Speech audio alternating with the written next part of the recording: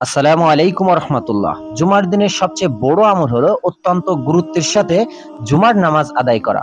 ভালোভাবে পাক পবিত্র হয়ে পরিষ্কার ও উত্তম জামাকাপড় পরিধান করে প্রথম ওয়াক্তে মসজিদে চলে যাওয়া এবং নামাজ ও দোয়া জিকিরে মগ্ন থাকা।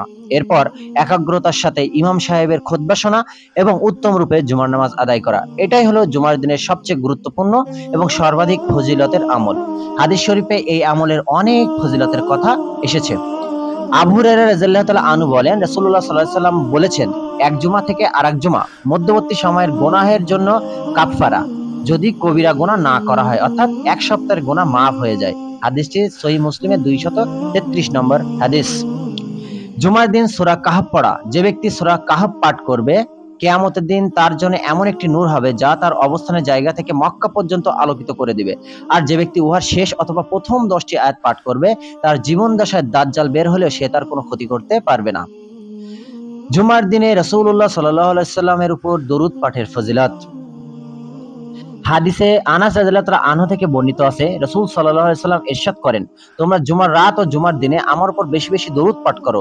যে ব্যক্তি আমার উপর একবার দরুদ পাঠ করে, আল্লাহ তাআলা তার উপর 10 বার রহমত নাজিল করেন।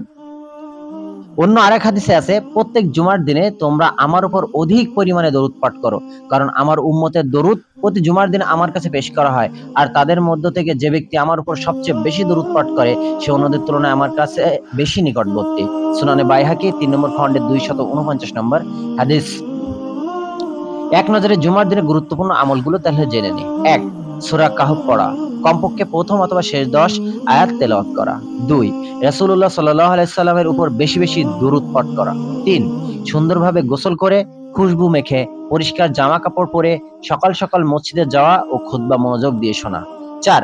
এই দিনে একটি বিশেষ সময়ে যে কোনো বৈধ দোয়া কবুল হয়, তাই সারা দিন অর্থাৎ বৃহস্পতিবার দিবাগত রাত থেকে মাগরিবের পর থেকে পরের দিন আসরের শেষ পর্যন্ত বেশি বেশি দোয়া করা। আল্লাহ তাআলা আমাদের এই আমলগুলো করার তৌফিক দান করুক, আমিন। ভিডিওটি শেয়ার করে উত্তম কাজে সহযোগী হন এবং চ্যানেলটি সাবস্ক্রাইব করে সাথে থাকবেন ইনশাআল্লাহ। আসসালামু আলাইকুম ওয়া রাহমাতুল্লাহ।